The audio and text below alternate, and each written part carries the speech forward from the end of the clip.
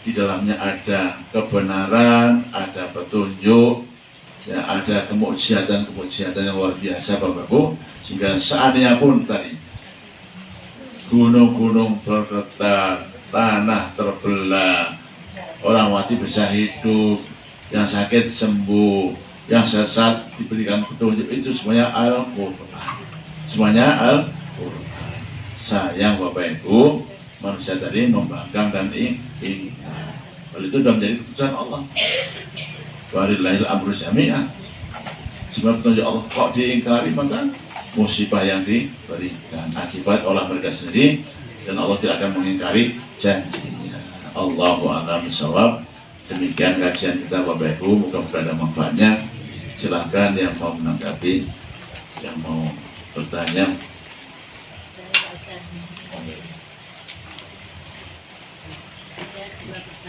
Pertama tadi mengenai bacaan yang harusnya taksinya bagus itu, jujur saya itu 10 tahun terakhir ini belum ngecek pas bacaan.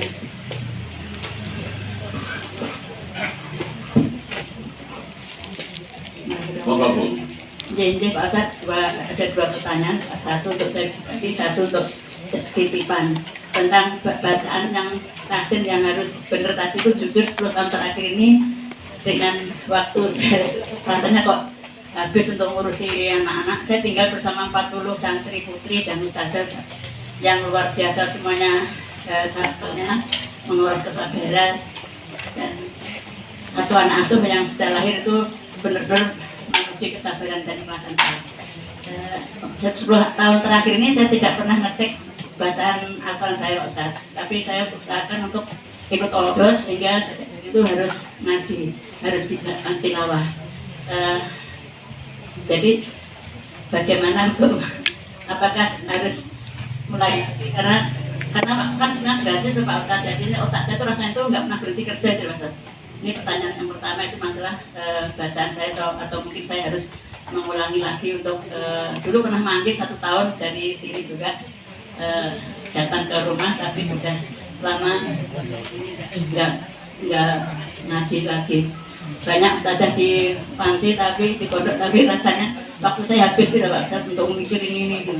Yang titipan dari salah satu keluarga, yang keluarga itu sebenarnya orang sangat mampu, udah lebih dari 20 tahun itu tidak pernah saling berbicara. Jadi satu rumah, satu tipan, satu kamar tinggal, anaknya yang 3, yang 1 perempuan itu udah di atas 40 tahun, tidak mau nikah dan tidak pernah bertegur sapa dengan ibu dan bapaknya.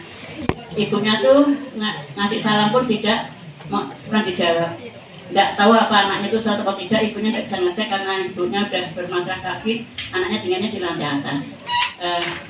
Ini titik pertanyaan, kan ibu itu sama bapak itu juga menurut saya sama-sama egonya tinggi Pak Ustadz, jadi tidak bisa saling menerima satu sama lain kekurangannya. Pertanyaan titipan itu, apakah saya itu berdosa, maksudnya ibu itu berdosa melayani suami seperti ini. Kan kita pernah nanya, lah terus kalau mau hubungan suami istri gimana, kalau nggak pernah ngomong-ngomong, nggak pernah apa, pamit aja lewatnya WA, nah kadang seringnya nggak dijawab. Kalau ngasih belanja hanya transfer, nggak ada kata-kata gitu. Tapi yang lapor kan SMS banking Pak Ustadz. Nah jawabnya ya udah harus tak pasrah aja gitu. Jadi intinya tuh melayani hubungan suami istri pun kayaknya tidak dinikmati gitu Pak Ustadz.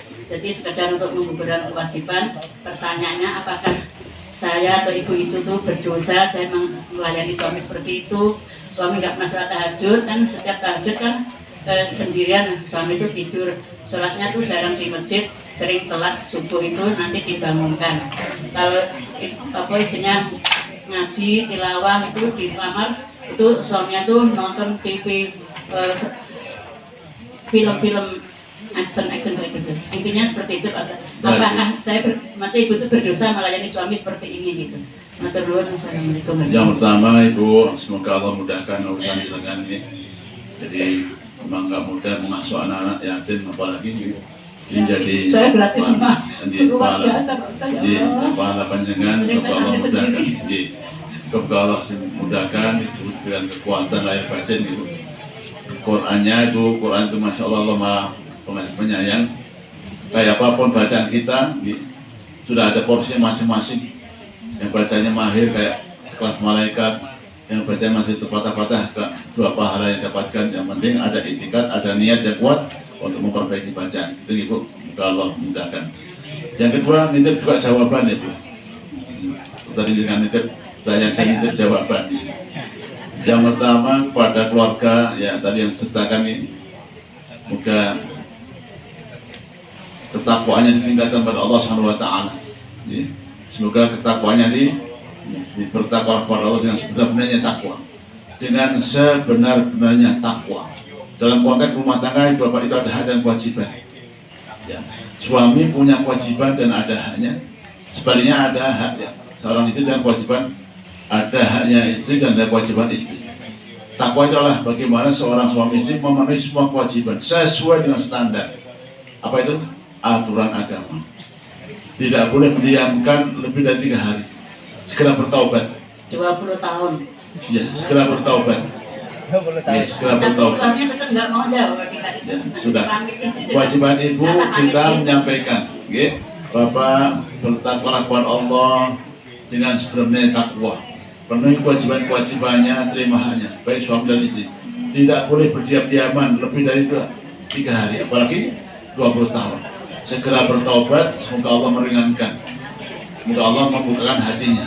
Jadi, itu dosa, ya hanya menunggu apa bahasanya Pak? Hanya menunggu bom waktu saja. Kapan kita nggak tahu kematian datang.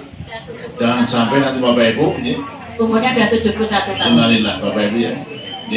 Pada istrinya katakan, Ibu, Nabi bersabda bahwa seorang perempuan, maaf sekalipun ahli sholat, ahli puasa, tahajud, zikir, sedekah, kalau sampai meninggal suaminya nggak ridho, neraka tempatnya.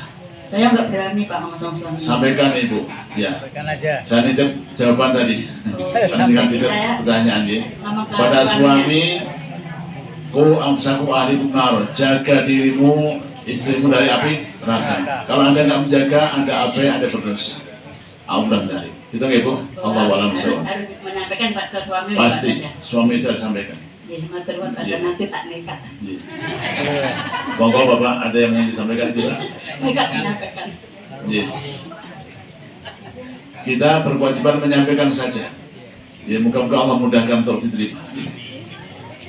Cukup Bapak Ibu? Ya, alhamdulillah. Monggo pengurus, silakan pengumuman.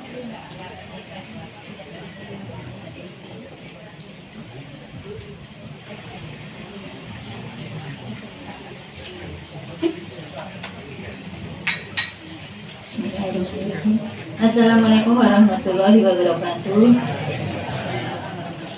Alhamdulillahirabbil alamin. Untuk infak pondok pada pagi hari ini terkumpul Rp1.030.000 dan untuk infak pengajian Rp400.000. Barakallahu fikum rizqikum, barakallahu fi rizqikum. Baiklah Bu, untuk penyedia snack Selasa depan Ibu Hartono. Kami mohon yang berkenal dengan Ibu Hartono untuk atur nuwun. Demikian, Assalamualaikum warahmatullahi wabarakatuh. Waalaikumsalam warahmatullahi wabarakatuh. Bapak Ibu, semoga tetap sehat walafiat, istiqomah, sabar, ikhlas dan insyaallah husnul khatimah. Kita akhiri dengan doa subhanakallahumma wa bihamdika asyhadu an la ilaha illa anta astaghfiruka wa atubu